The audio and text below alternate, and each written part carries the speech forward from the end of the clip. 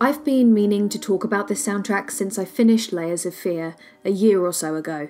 The moment I heard it, I fell in love, so here I am finally spotlighting two of my favourite tracks from this exceptional score in a short video. Before I get started, I feel I should say here that I am not a musician, nor have I been schooled in anything musical. I've only ever played one instrument, and that was a recorder when I was 5 or 6.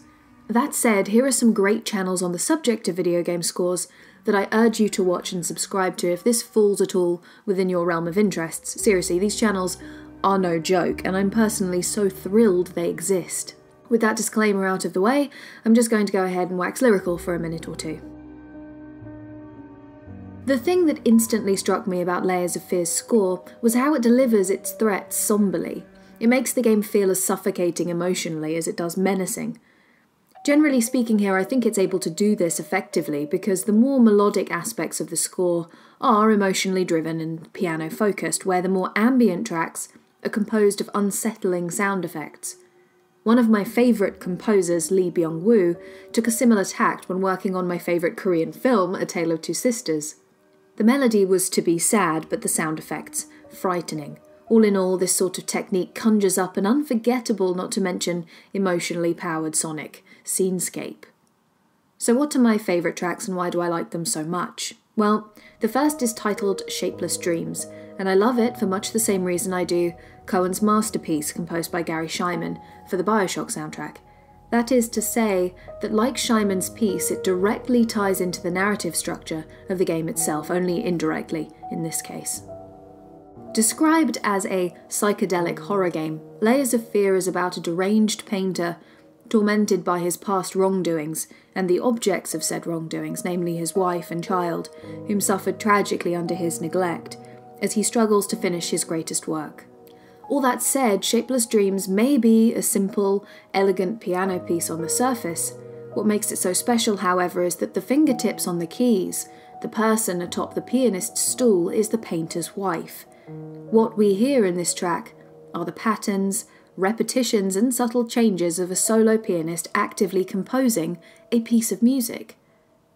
On its own, the piece is melancholy and thoughtful, almost hopeful, the melody simple, with a slow pace as dreamy as it is dreary. With the narrative fueling it, however, Shapeless Dreams becomes more than just melancholy. It transforms the track into something dreadfully sad. This isn't just a memory, a whisper of the painter's wife as she works on this shapeless dream, but the last piece of music she created before most of her body and hands were ravaged in a fire.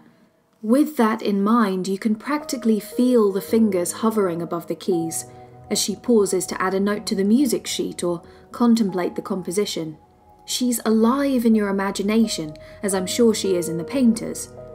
This track isn't just an expression of the game's atmosphere, but an extension of the horrific story behind it. The music quite literally tells us a story and does it in a way that resurrects the woman herself, like a phantom, where once again she sits at the piano to play to you, the player, and her husband, the playable protagonist. The way it ends, as well, two discordant notes that trail off into sad silence, never to be completed, let alone continued ever again. Even the title tells you that this unfinished work was someone's creative dream, not unlike the final painting in the game, only one that was never fully realised. You may recognise a few notes from this sparse melody in the main theme, my second favourite track in the score, which plays during the menu and the piano version of which underscores the earliest level in the game.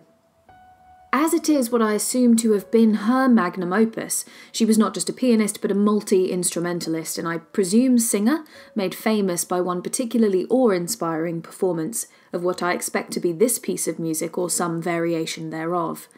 One newspaper article covering the event was titled, "A Night at the Opera Becomes a Night to Remember." Though I understand this could be me reading far too much into things, either way, its central role in the score is understandable, in that it musically acts both as a core emotional centre in the story of the painter, by seemingly representing his wife, and possibly in direct competition to the main protagonist's work, a rival in part, for artistic supremacy, if my theory holds true.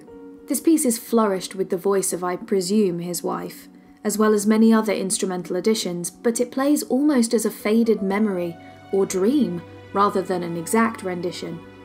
Which begs the question, is that why it takes on such a whimsical, abstracted sort of tone?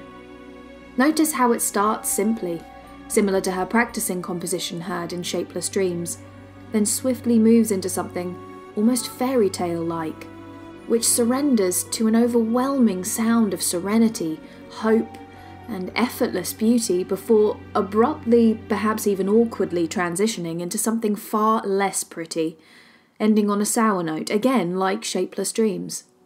I want to mention too that the piano version of this theme has a ghostlier feel at the end, with the voice taking on a choral, religious tone over the warmth and affection heard in the menu version. It could be the past, embody the wife's tragic fate, or it could be her husband's internal influence or perception, which is technically present in and largely responsible for her aforementioned fate. Either way, various workings and reworkings of this piece play throughout the game in some form, each time adding something newer, often darker, to the mix, like the paintings slowly decaying on the walls of the artist's house. I could be wrong in my assumptions. Of course, my personal reading into it isn't what's important anyway. The reason this score spoke to me at all, and the reason it still impresses me today, is that it, and these tracks especially, not only cause you to ponder, but sonically tells the story of the game so subtly that the game's narrative would be much worse off without it. It's always great when a game creates a world of its own within the mediated space, one with its own history and culture, both of which we can relate to.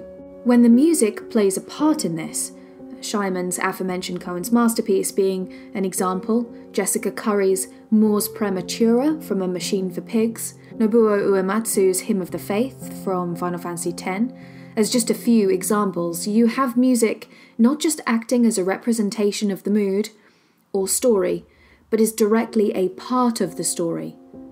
When an interactive medium is scored in such a way that it, in its own way, interacts with the world of the game, you have something really interesting. Not unique to this medium by any stretch of the imagination, but this can certainly have an intriguing effect on the player's imagination and experience of the space within the game world, considering the nature of their participation in it.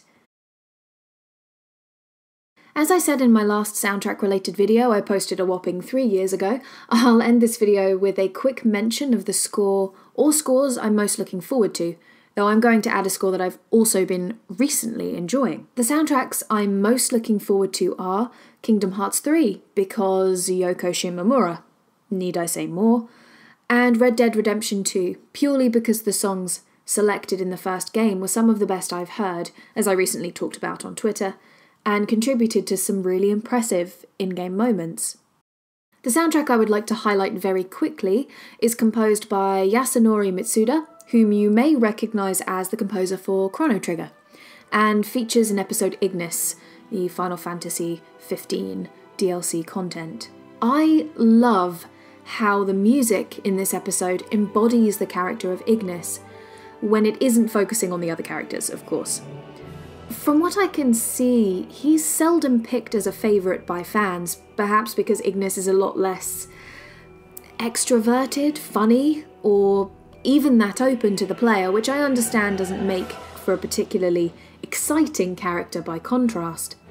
This score, however, manages to bring him to life and to light in a way that not just suits him, i.e. it's not overly done, nor particularly bombastic, but in a way that adds more personality where perhaps there was perceivably less before.